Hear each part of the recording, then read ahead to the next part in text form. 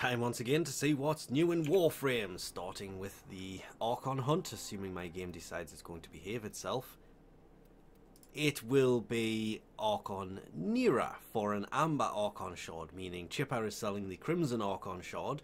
It is the Sabotage, then the Defense, then Takedown, Nora. For normal Duviri circuit, to get a hold of frame parts, it's Excalibur, Trinity, or Ember. Ask me later.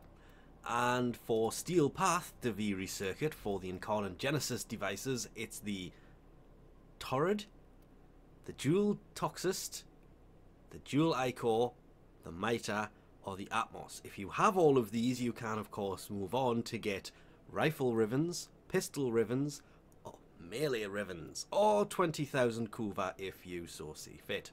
Nightwave Elite Acts this week are Survive for over 20 minutes in Kuva Survival. 30 minutes would have been better, that would be definitely more elite. An hour would be better, but yeah, nobody's going to do that for an hour. Though, I'm saying that, we've done several of them for probably 45 minutes to an hour on average. And defeat 5 Void Angels in the Zaramon. Normal acts, complete 5 Syndicate missions, and complete 3 Void Flood missions. The other 3 are the permanent weeklies of 30 Xmas, 15 missions, and 500 enemies. Cred offerings this week, there is the usual. The key to enter Nihil's Obelite, that would be to get a hold of the Vitrica by taking on Nihil. You will of course need the Obelite itself first, then the key to actually enter it. They are tradable.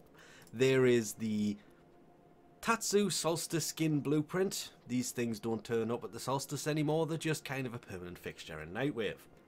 Still, the main reason I use the Tatsu more than the other one, it just looks better. And the Lens Solstice Skin does go on the Prisma. Should have known that would be in there. Dagath's alternate helmet is in fact here finally, where it goes through the side instead of the front of her head. Not spoiling Nora on that one. The Wolf Hood blueprint is here to build the Wolf Hood for your operator. Aura wise, we have Deadeye, 52.5%, I nearly said 25, yes. Sniper rifle damage. Physique, 20% maximum health, base health, not modded health. Corrosive projection, that's kind of a must if you don't have it. EMP aura, minus 15% accuracy against the corpus. And steel charge, 60% melee damage. Yeah, that one is also kind of a must if you are running melee only. Or favoriting melee, I should have put it that way. There is the Dual Zoran Dagarak skin blueprint, the Grinlock Desert Camo skin blueprint. Rather take the Dagaraks. Nah, Grinlock is a pretty decent weapon.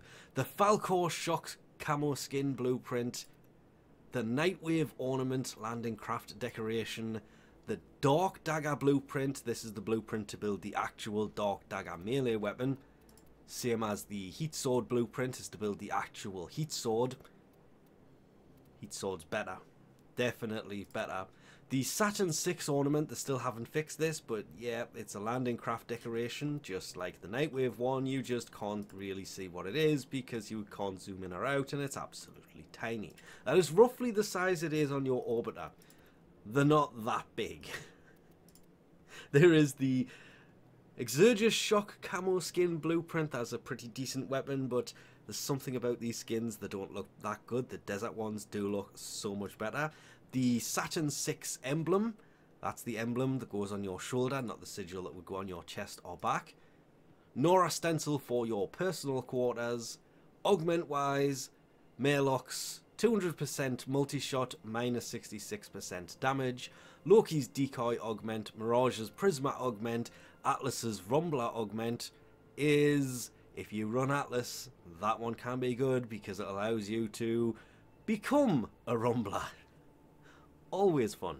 If you have Helmet's Invigoration segment, it's always worth checking on that at reset as well, because that would have also reset, meaning the frames and the invigorations available have reset. And lastly, checking on Teshin's steel path on a store this week. It is, of course, the worst thing he ever brings, the Zor Ribbon.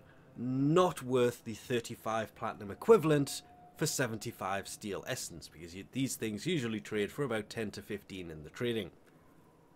Veiled ones. You could, of course, if you are really desperately looking for them, pick them up and pick up a Veiled Ribbon Siphon. But really, yeah, that is stupidly expensive, and I really did think they would have fixed that by now. They haven't.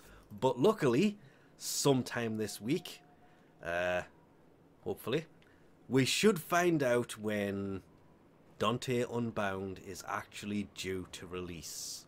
So keep an eye out for that this week. With that, we'll leave this off here. Thanks for watching, and I'll catch you next time.